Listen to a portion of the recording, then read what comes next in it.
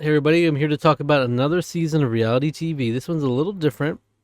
This is the first ever season of Australian Survivor that I'll be reviewing here. I've watched one season of Australian Survivor so far, and I'm most of the way through another. I watched the 2016 season, and I'm most of the way to the 2017 season.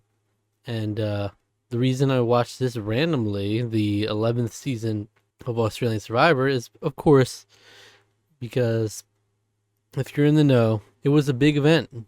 It was Australia versus the world, which had a tribe of Australia, some of Australia's best, apparently. I have no idea. So I thought that was interesting considering there was only one winner. I'm like, how is this a group of some of your best players and you only have one winner represented? And then you go over to the world tribe, and then there's multiple winners, if not losing finalists in there. So that was interesting to me. But on the world, obviously the people I knew coming in, I only knew a little bit of Luke and Sarah from their first season playing, and I didn't know any of the other ones except for just from name, hearing their name around, like Shawnee, King George, and I did know David from Deal or No Deal Island, but other than that, I didn't know the others intimately, and so it was fun getting to know them here. Uh, and over in the World Tribe, obviously, I had the three that I was rooting for. Not only are they the three American players, so I know them very well, but there also happen to be some of my favorites. Tony and Suri actually are two that I've often said are my favorite players in Survivor history, and Parvati is definitely up there as well. So, like, I could say those are my top three favorite Survivor players ever, and I wouldn't have a problem defending that. And then the World Tribe were fun as well. I had no idea anything about their previous games, so that was just fun to see them play, and they brought a fun energy to the season as well. Rob, who I heard played a really good game in South Africa, in one episode, he made his presence absolutely known and very charismatic. Was a lot of fun to watch just for that one episode. It's a shame we didn't get more, but considering the alternative, I'm very happy with it. And then Cass and Tommy, a little more understated, but still a lot of fun to watch. And Lisa, not as much, not giving as much on the entertainment side, but she is very much like the avatar for the audience because she's the super fan of Sari, and that was nice to see at least represented as well. It was funny. All that to say, I think this was a historic season of Survivor, period.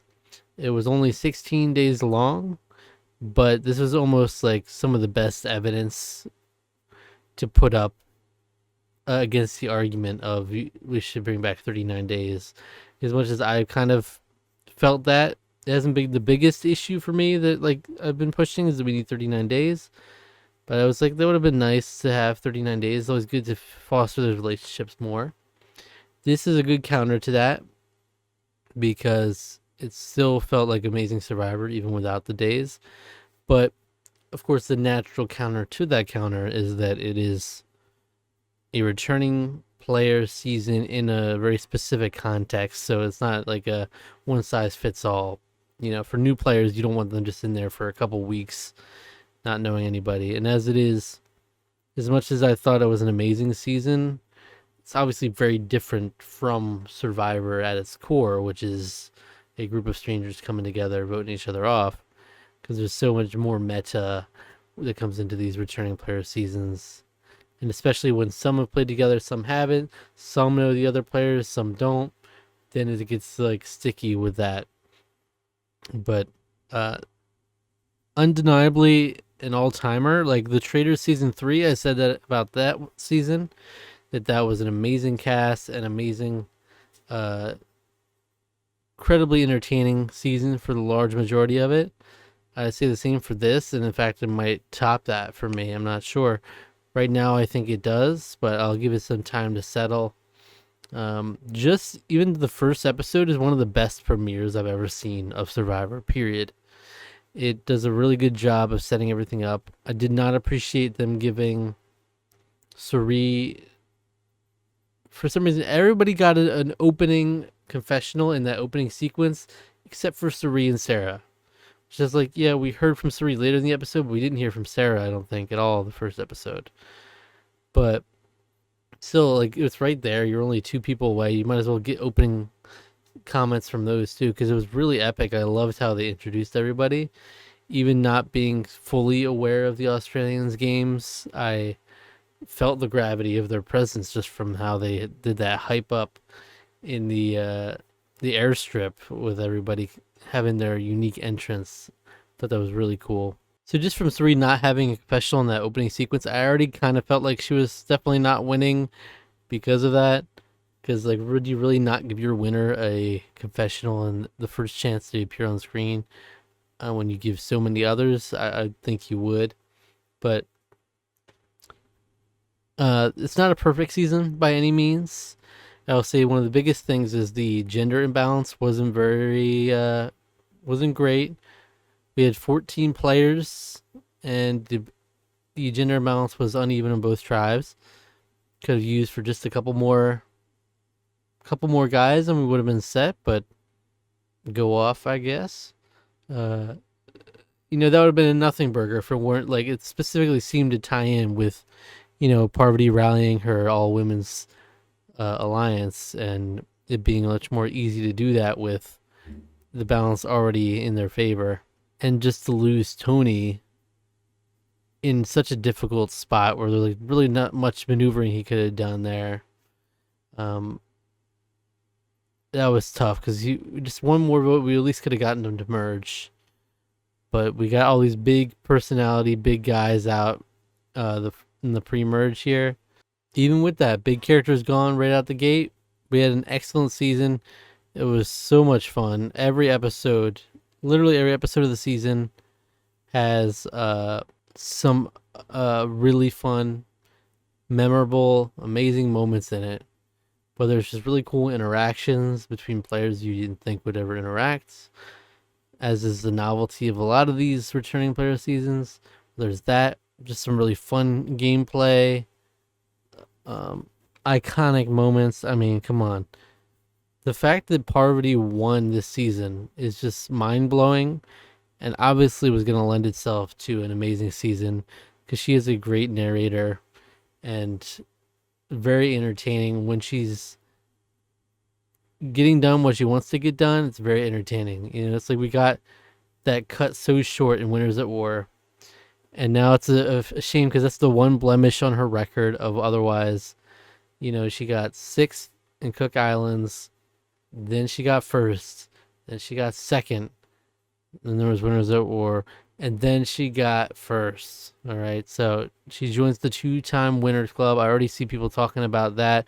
Who's the best 2-time winner? And it's funny, the whole season they've been saying, like, who's the greatest of all time? We're going to find out. And they said a similar thing with Winners at War. And even then, I was like, I don't agree with the framing necessarily. I get this to hype up the season.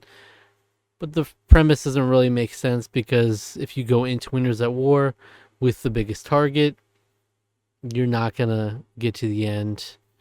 As you saw with a lot of the old schoolers, like Boston Rob and Parvati. So it's not. I didn't think it was fair to say they would be the greatest of all time just by default, winning in the season of all winners. I didn't think I thought the same thing with this, where especially when you get to the final tribal council, and it's like Luke, Janine, and Parvati. If Luke were to win, I don't think it's like, oh, there it is. He's the greatest of all time, even though he played a few previous seasons and never won. This is his first time winning. Sometimes that makes him the greatest of all time just because he played against some random assortment of the world. Obviously, again, it's just to hype up the season. So I disagreed with that premise. But wow, it just happened to work out in a way that actually we got potentially the greatest of all time out of it in Parvati. That's very possible. It's a very easy argument to make. I mean, just from her record, it's an immaculate record. And that's a good way to go out, because unfortunately our last time we saw her was Winners at War, which through no real fault of her own, she got kind of screwed in that season, and was always running up against her reputation. But the same thing happened here. She came into Micronesia with the target on her back. She came into Heroes versus Villains with an even bigger target on her back, and then comes into Australia versus the World with another big target on her back. I don't know if it's the biggest. Obviously, her reputation has grown, but there's also a couple of them that didn't know her too well.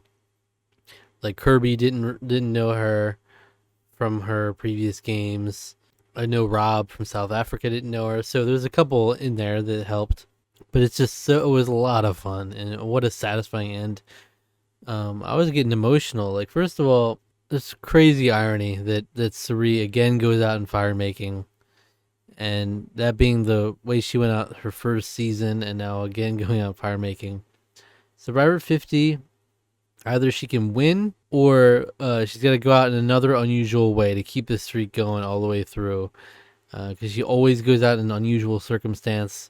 So it'd be pretty lame if Survivor 50 comes and she's just voted out unceremoniously early on. That would be pretty lame. But quite a way for her to go.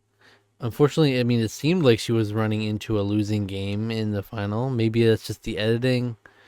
But it seems like she was just willing to go to the end with Parvati, which she was. And that's probably a losing game for her. So in that way, it didn't hurt as much that she didn't make it to the end as on some previous seasons for me. As much as I love her, I was just glad one of them got to the end. Parvati at least sealing the deal here. And just that final, like, her voting confessional for Parvati was amazing. It was beautiful.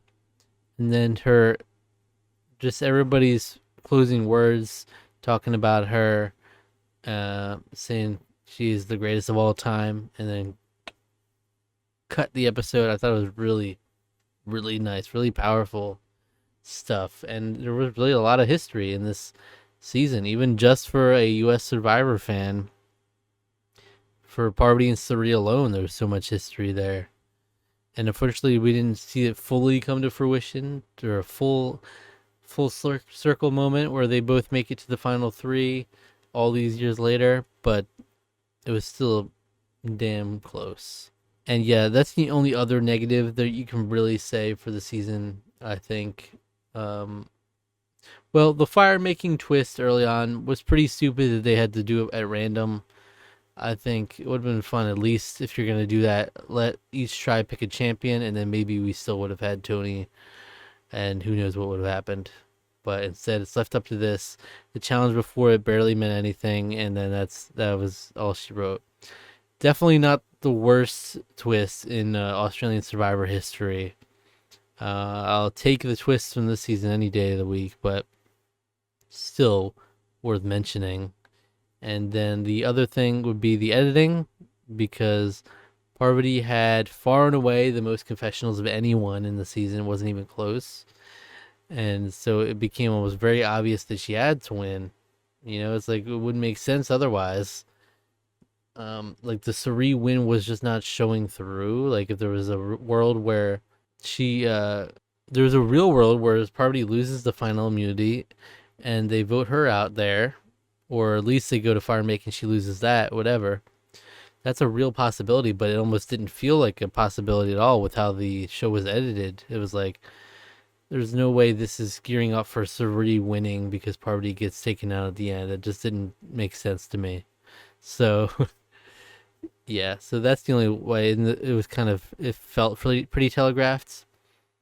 But I was grateful, and the reason I watched this, when usually I love, I'm very purposeful. I need to watch all the seasons in order, sequentially.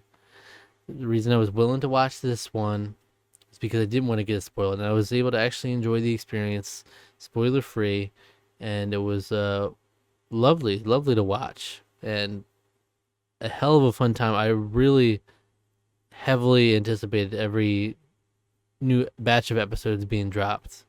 Literally, no exaggeration.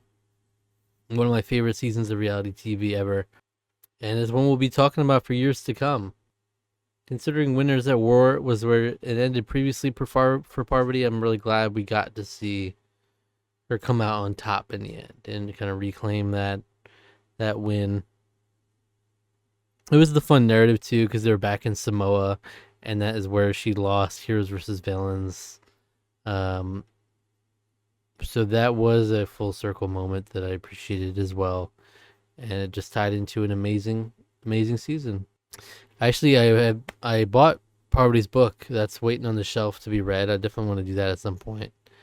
And yeah, Australia versus the World, very high marks for me. Absolutely. If you haven't watched it, definitely do so. It's completely worth it. You could know only the U.S. players, and you'll have a ton of enjoyment out of it. So I can only imagine longtime Australian Survivor and U.S. Survivor fans, like people that enjoy both and have all the history of both, probably enjoyed it even more.